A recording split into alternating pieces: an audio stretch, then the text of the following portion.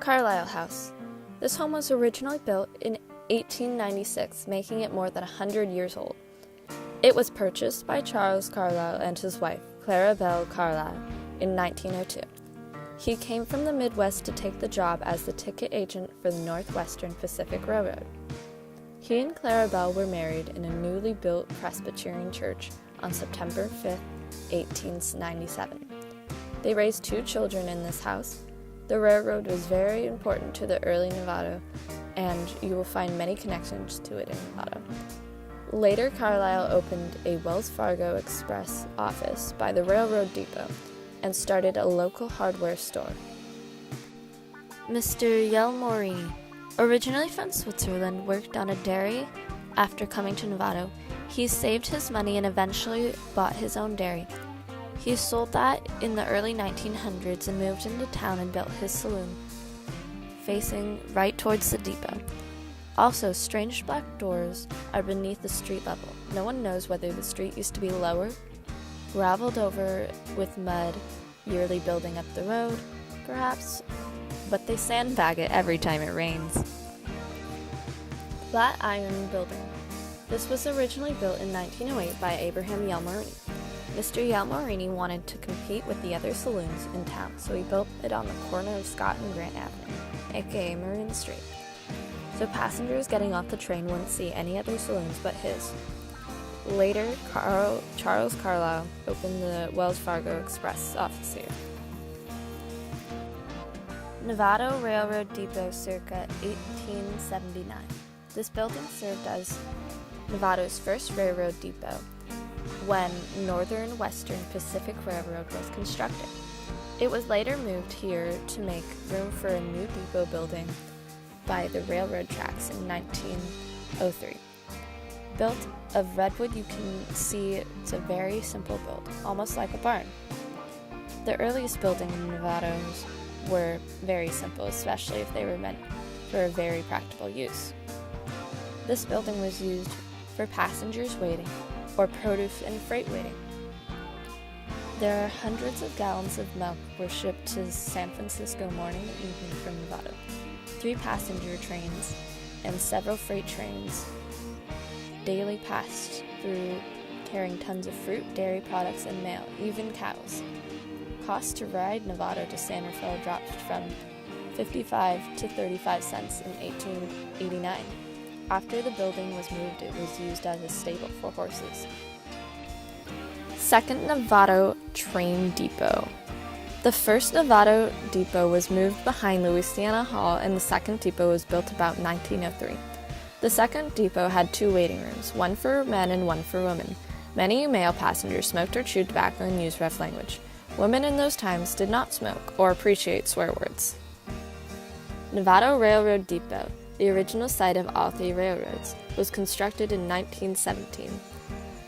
There was no high school in Novato until 1955, so young people had to take the train to San Rafael to go to high school. And there was no bus to bring them to the train, so they mostly had to walk from anywhere in the valley. Trains stopped running on a regular basis through Novato in 1955, trucks carrying goods over highways, and the train station burned down. Novato House Hotel, circa 1889. In the early days, trains were very simple, no food, drink, or restrooms. Not built until 10 years after the train's arrival, the Novato House offered rooms, food, drink, and in back a livery stable for people getting off the train to have transportation through town. About 10 years later, Captain Leon Hirabaran moved over from the settlement at Novato Creek, where he took over the Novato House Hotel. But before that, he used to pilot a barrage called California and sail all the way up to Novato Creek, to where the post office is now, to pick up fruit from Rancho Novato and other fruit ranches, and then deliver the goods to ranches. He quit this job because railroads replaced water transportation on Novato Creek. And Mrs. Hirabaran cooked at the hotel. A meal with a bottle of wine cost 50 cents. The fashion shop. This building was built by a blacksmith named Stephen Borsea in 1893, which makes it about 110 years old. This type of building has a false front. In old Western movies, the false front had a formal business-like front, but behind it was really just a shed or a barn. If you had a false front close together, people couldn't see the little sheds behind. It was a cheap and early way to construct commercial buildings in California. It also provided a larger space for advertising your business than a peaked roof front. Louisianow Hall and Hotel. John Louisianow and his wife decided to open a hotel, restaurant, and saloon of their own to compete with the old Novato House Hotel in about 1899. He called his place the Club and advertised that he now had the largest recreation room in the county, used for dances, meetings, plays, fancy balls, and even silent movies by townfolks. It was a center of community activity for many years. After Louisianow died, the Druids bought the building in 1937. It still serves as the Druid Hall. Carlisle's Hardware, 1910.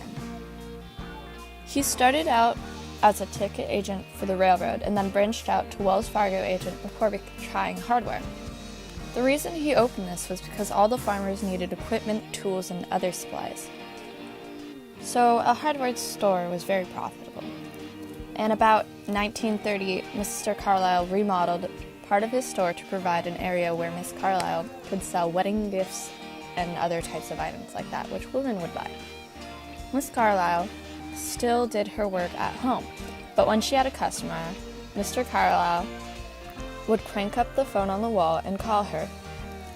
She would stop what she's doing and walk down to the store to help the customer, then return home to her work. Novato Bank, built in 1913. Novato was a very small town before 1905. It was made up of mainly few dairy ranches and orchard farms. But by 1910, it was growing steadily because of the big boom in the chicken ranch industry. New chicken ranches were sprouting up all around, and most were very profitable. By 1913, there was enough money and people to need a bank in the town. Before 1913, people had their banking in Petaluma or San Rafael. Unlike all the other buildings today, this bank was built and constructed with brick. Brick or stone was symbolized as permanence and stability. In this case, brick was also fireproof for the storage of the money. It was built by Frank Silva, James Black Burdell, and George Morrison. Burdell was the first president of the bank, and Morrison was the first cashier of the bank. Scott's Store. This general store was built in 1889 by A.D. Scott. He moved from the old town, which had been built at Novato Creek, where barges used to come up the creek. Mr. Scott moved here to be near the railroad. If we were standing here 100 years ago, we would see more hotels, saloons, and general or grocery stores on East Grant Avenue. Now there are lots of gift shops and coffee houses. The Presbyterian Church. The Presbyterian Church was built in 1896. The bell could be heard all over town, so the people knew it was time to go to church Sunday morning. Also known as the Community Church because it was the only Protestant church in Newtown, Novato. So not just Presbyterians attended here. This church was where Mr. and Mrs. Carlisle were married in 1897.